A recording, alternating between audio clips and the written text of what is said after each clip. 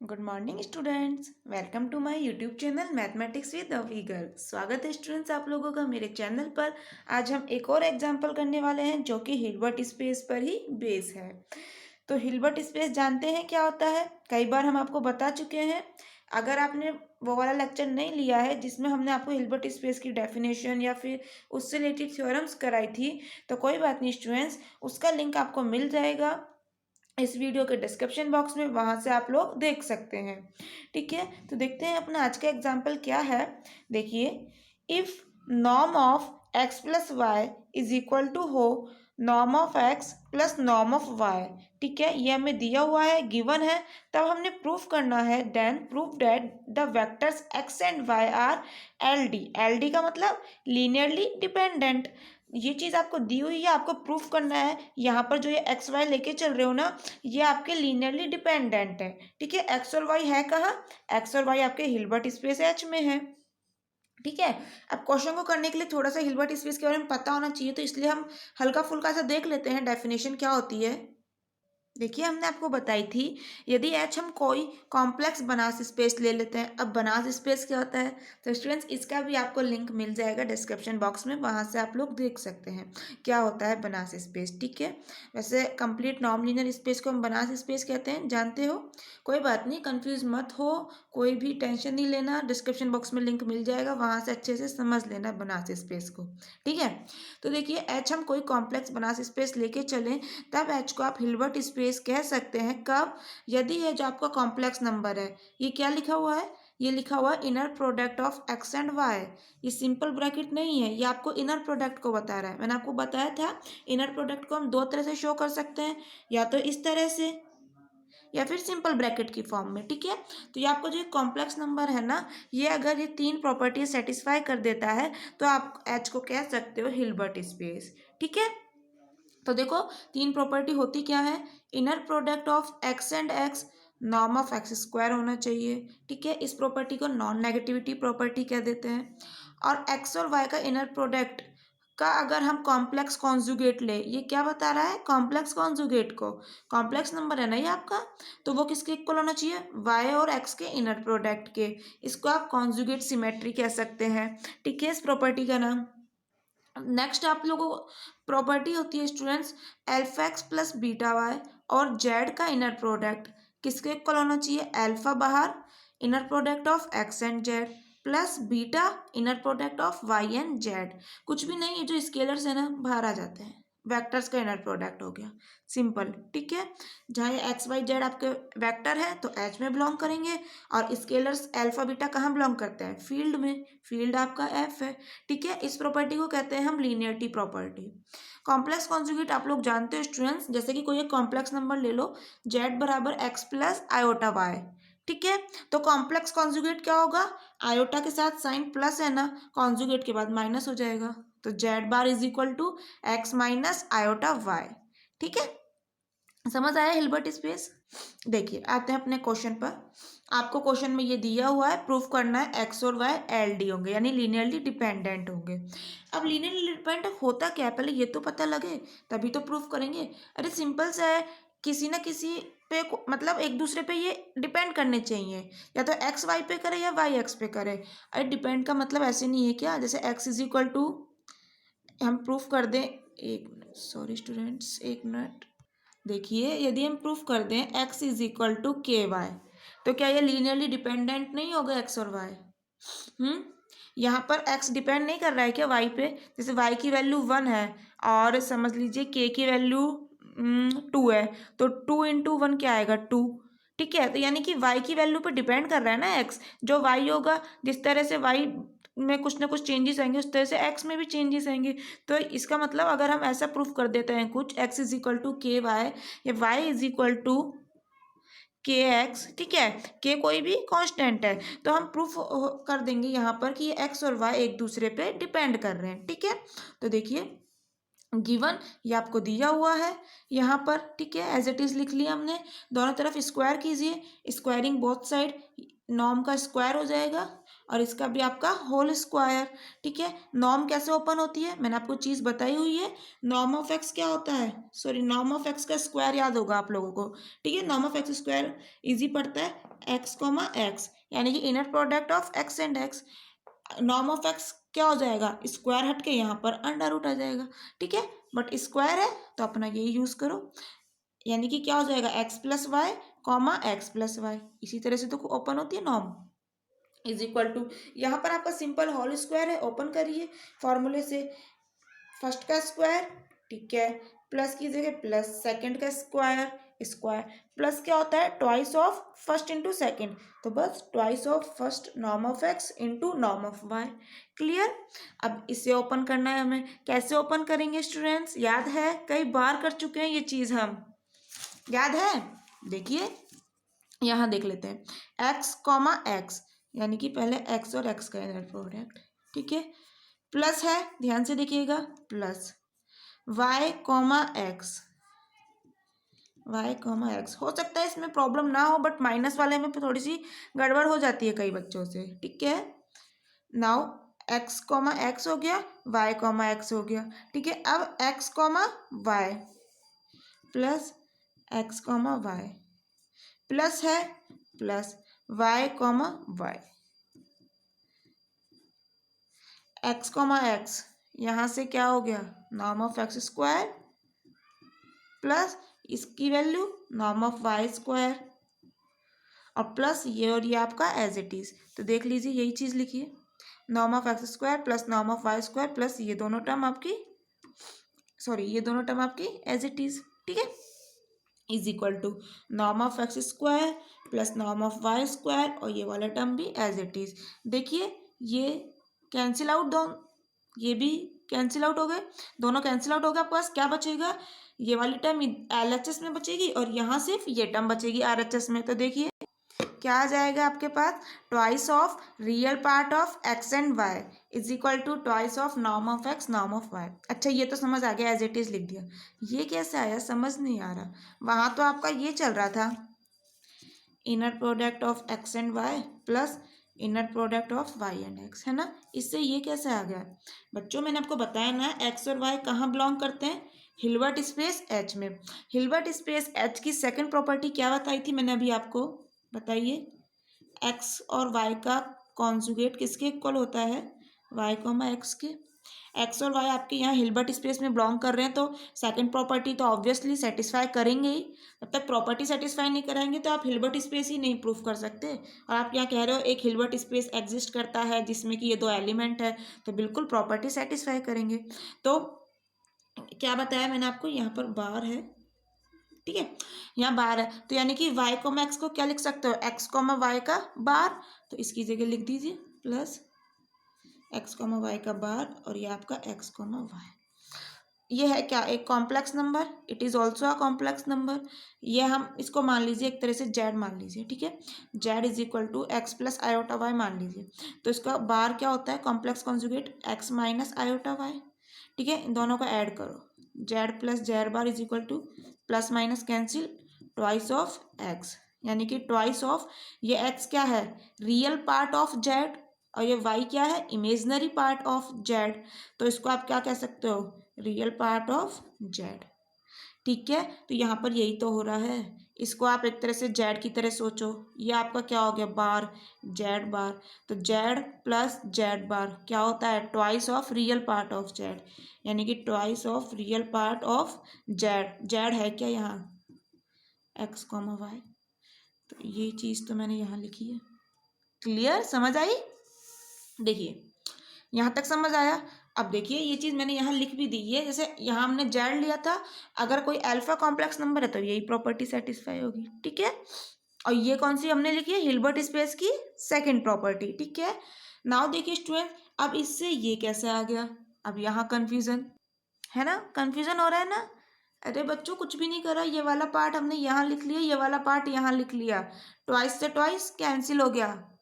Clear, देखिए समझ आया, ये चीज़ हमने यहाँ लिख दी, ये चीज़ यहाँ लिख दी।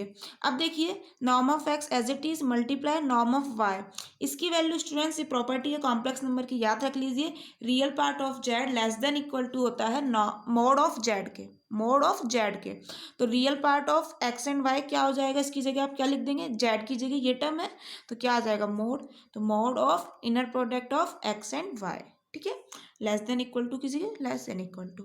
क्लियर? ये हो गया आपकी फर्स्ट इक्वेशन। अब देखो मैंने आपको प्रूफ करवाया था कोशी स्क्वायर्स इनइक्वालिटी का, आपने नहीं लिया है लेक्चर, कोई बात नहीं, डिस्क्रिप्शन बॉक्स में मिल जाएगा इसका लेक्चर का जो लिंक है, वहाँ से आप लोग देख लीजिएगा इसका प्रूफ वगैरह क्या होता है। ठीक है, बट ये तो हमें याद भी होनी चाहिए थी स्टूडेंट्स की स्क्वायर्स इनइक्वालिटी क्या होती है। याद नहीं है तो कोई टेंशन नहीं, आप अब देख लीजिए। Norm of x into norm of Y greater than equal to होता है mod of inner product of x and Y के।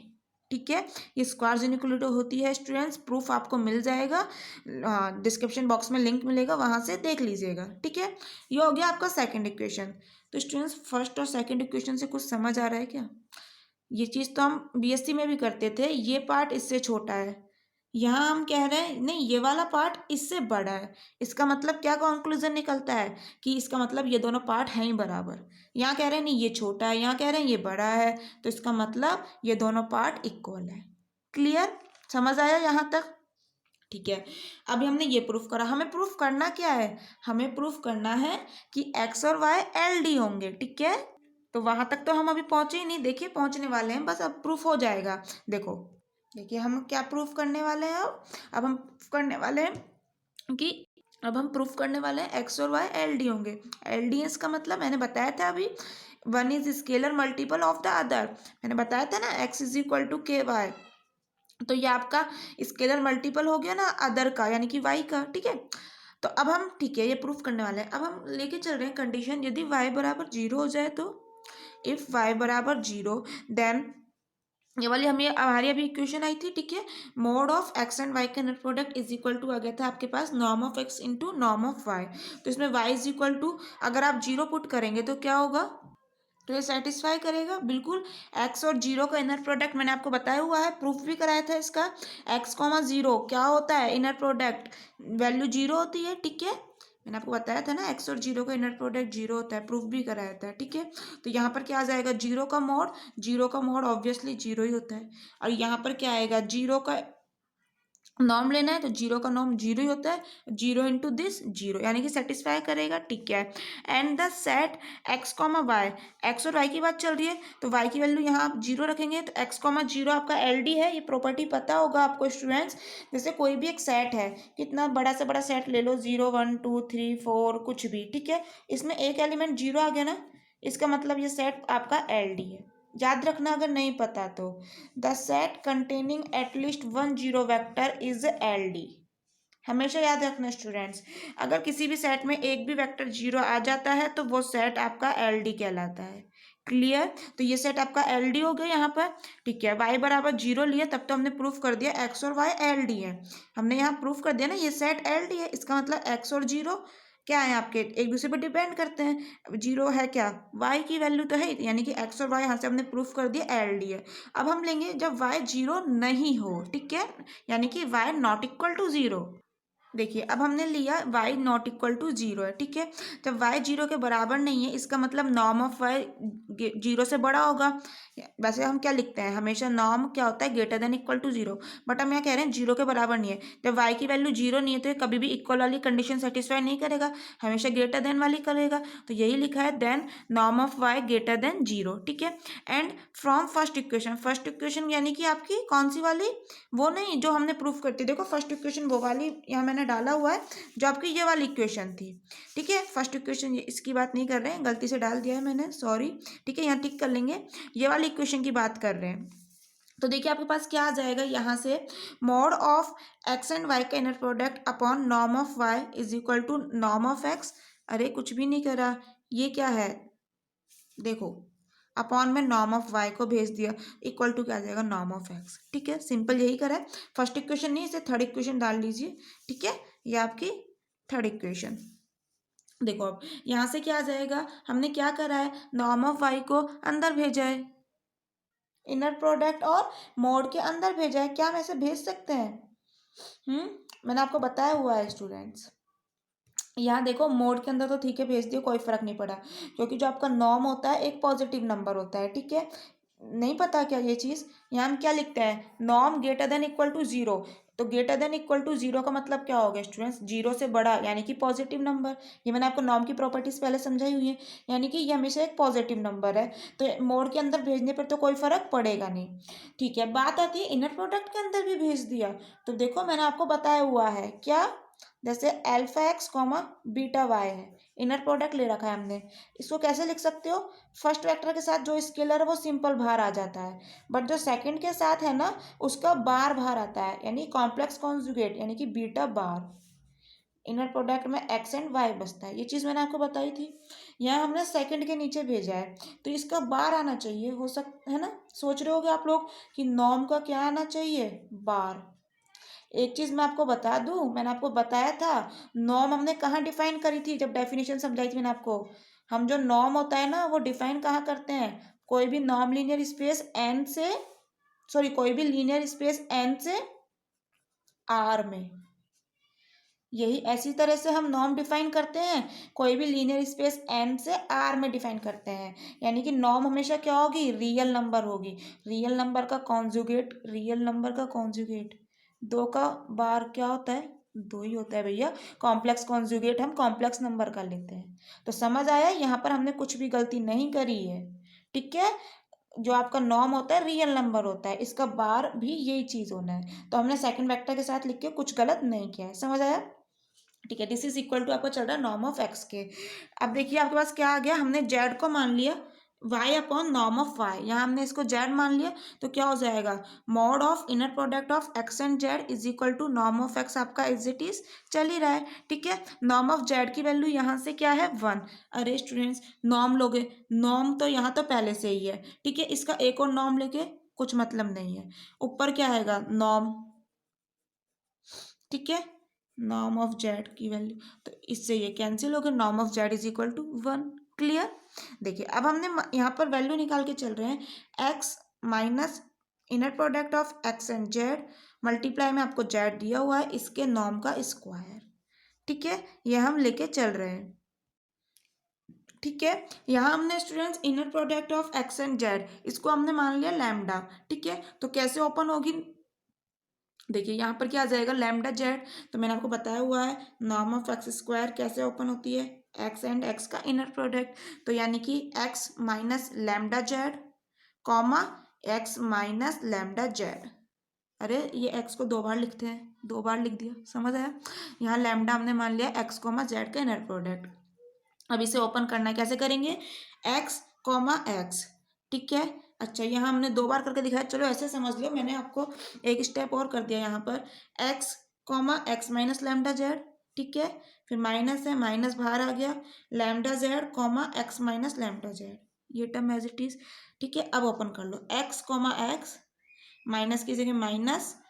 ठीक है, लैम्डा क्या है आपका स्केलर, बाहर आ जाएगा एज इट इज। ठीक है, और क्या बच जाएगा जेड कॉमा एक्स, बताना सही है बच्चे, ये वाला टर्म यहाँ से नहीं आया है क्या, ऐसे कैसे कर दिया आपने, एक्स कॉमा जेड को जेड कॉमा एक्स कैसे लिख सकते हो, नहीं कर सकते ना, एक्स कॉमा एक्स ये वाला टर्म है, और फिर जो ये नेक्स्ट टर्म है ना ये यहाँ लिखी है मैंने, क्यों, सेकंड वेक्टर के साथ है लैम्डा, यानी कि कॉमा के बाद सेकंड वेक्टर के साथ है लैम्डा। ठीक है, इसका मतलब क्या हुआ, इसका बार बाहर आएगा, मैंने अभी बताया था ना ऊपर, तो यहाँ से क्या आएगा लैम्डा बार, माइनस तो है एज इट इज, क्या बचेगा एक्स कॉमा जेड, ये रहा टर्म। ठीक है, देखो माइनस लैम्डा ये रहा और Z comma x. Clear, minus minus plus हो गया।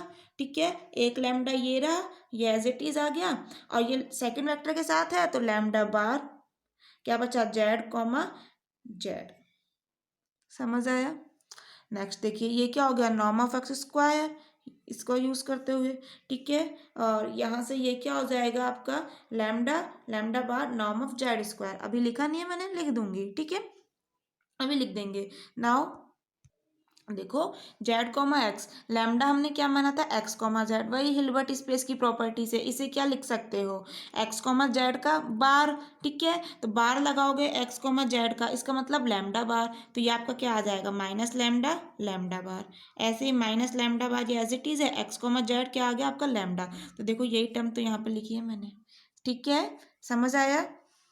देखिए अब मैंने यहाँ आपको बताया हुआ है यही कि जेड को नॉर्म ऑफ जेड स्क्वायर लिख सकते हैं। ठीक है, अब देखो इसकी वैल्यू यहाँ से भी वन कैसे निकाली हमने, सीधे भी हम कर सकते थे, नॉर्म ऑफ जेड की वैल्यू हम पहले ही निकाल चुके हैं वन। ठीक है, तो नॉर्म ऑफ जेड स्क्वायर क्या हो जाएगा, ऑब्वियसली वन हो जाएगा, स्क्वायर ही तो करा है, बट मैंने आपको यहाँ अलग तरह से और निकाल रखी है वैल्यू, इसको भी देख लो। नॉर्म ऑफ जेड स्क्वायर को आप क्या लिख सकते हो, norm of Z into norm of Z.